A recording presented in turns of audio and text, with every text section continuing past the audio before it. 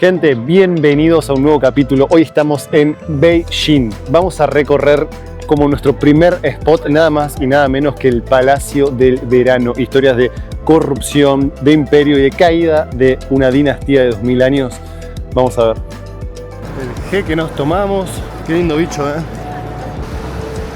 Está calurosa la cosa.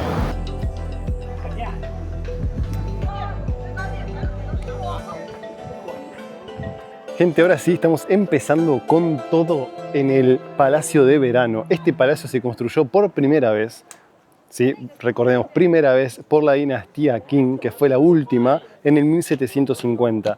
El objetivo de este palacio era que fuese un retiro del calor que había en Beijing.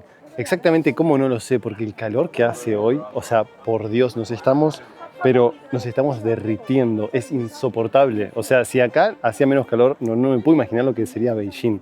Y estate atento que se viene el ebook de China para que planees tu viaje con toda la información que necesitas. Todos los detalles acá tienen significados de algún tipo y obviamente imperiales.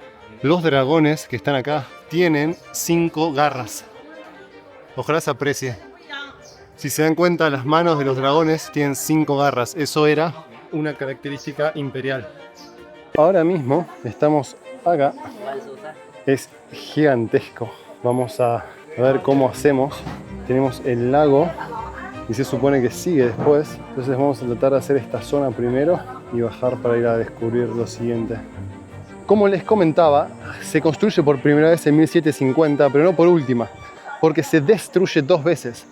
La primera fue en 1860 durante la Segunda Guerra del Opio.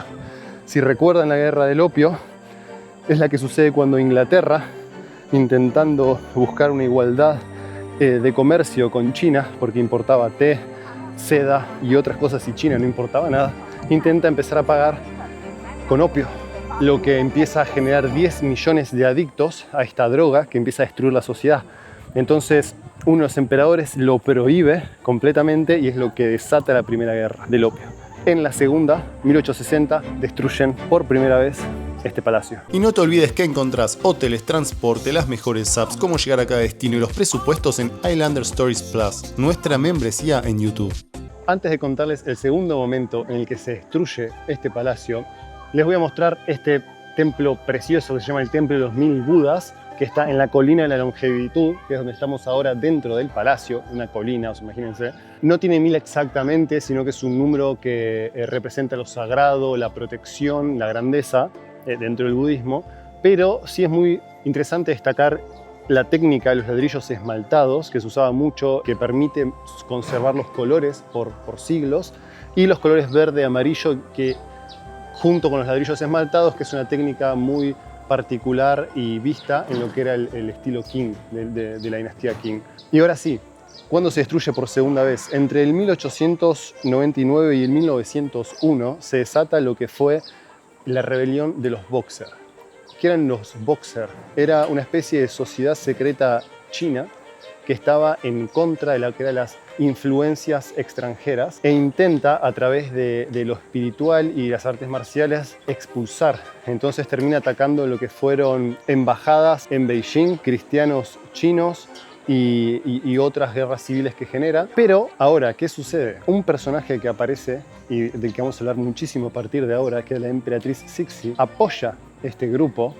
Un personaje que estaba en contra de la modernización de China, y en respuesta surge una coalición de 8 potencias, entre las cuales estaba Japón, Estados Unidos, Alemania, Italia, Gran Bretaña, Austria, Hungría y otros, que se unen y derrotan a todo este grupo. Esto no solo genera una humillación tremenda, sino que además acelera lo que fue la caída de la dinastía Qing, que fue la última antes de la Primera República. El que ves acá atrás se llama el lago Kunming. Este lago, así enorme como lo ves, es artificial. Fue hecho a mano por miles de trabajadores cuando se creó el palacio. Detalles así de locos están escondidos acá adentro.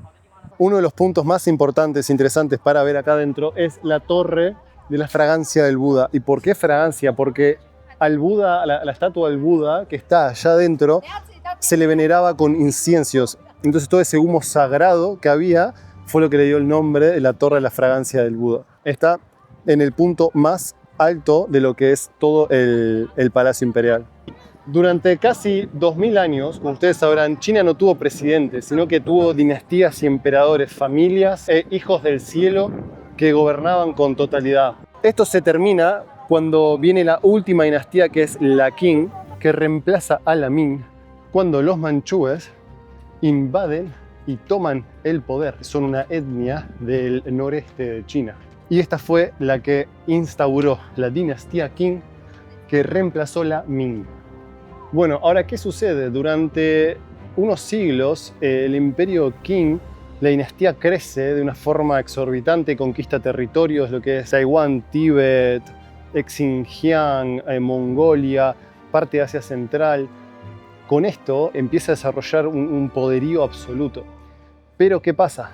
Entre el siglo XVII y siglo XVIII son estas épocas doradas. Luego, en el siglo XIX, viene lo que se conoció como el siglo de la humillación para China.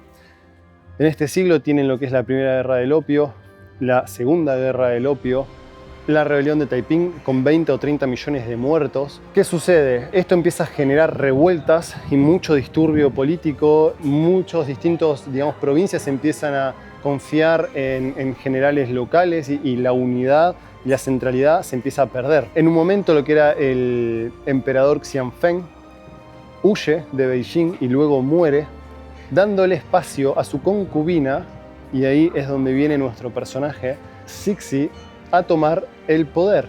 Ahora, las mujeres en ese momento no podían ser emperatrices, sino que podían tomar el poder hasta que sus hijos fueran mayores de edad.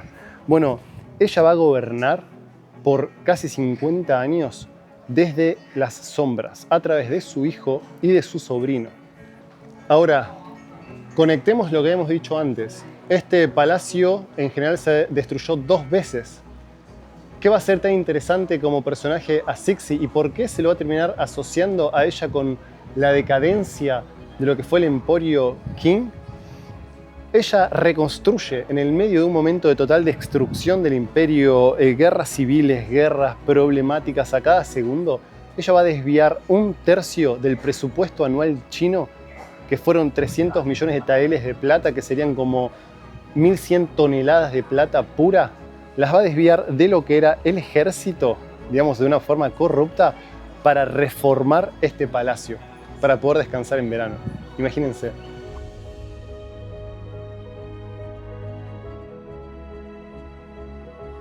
La que se ve allá es la isla de Nanu, que hicieron en el medio de lo que es el lago, y está conectada con la tierra por el puente de los 17 arcos, que además tiene 500 leones tallados a piedra y todos son distintos uno del otro.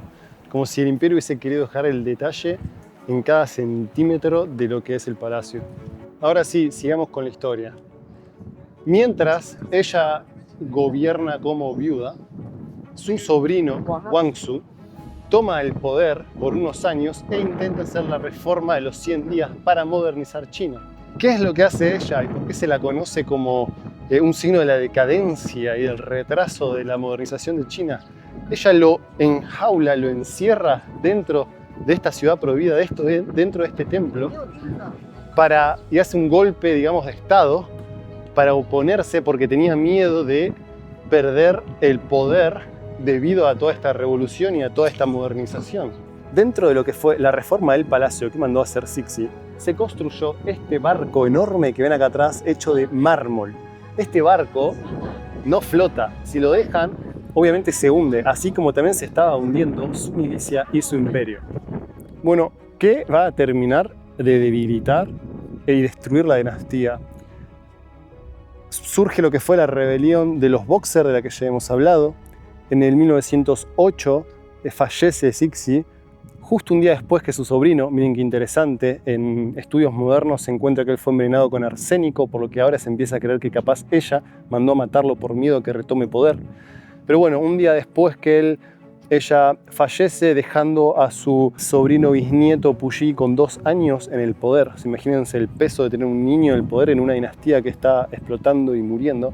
Esto va a llevar a que unos años después, en 1911, estalle la rebelión republicana, y en el 1912 se le obliga a este niño, que ahora tiene 6 años, a ceder el poder, a abdicar, y se instaura por primera vez la república. No la comunista que conocemos hoy, sino una república. La comunista viene con Mao mucho más adelante. Hoy estamos viendo lo que fue el final de 2000 años de dinastía, que incluyeron a una mujer que fue la más poderosa de Asia, un último emperador que no pudo ni siquiera ver mientras el mundo a su alrededor explotaba y se caía a pedazos, y una China que en el siglo XX, mientras todo arrancaba y crecía, recién estaba abriendo los ojos, y para cuando comenzó a ver ya era demasiado tarde. Así que bueno, ahora nos vamos a nuestro siguiente spot, que va a ser el Templo del Cielo. Así que bueno, vamos. Ahora sí, vamos a descansar. Paréntesis, mientras tanto, si todavía no te suscribiste, suscríbete, ponle un like que nos ayuda un montón y toca esa campanita si no te perdés el próximo. Así que quédense ahí. Vamos.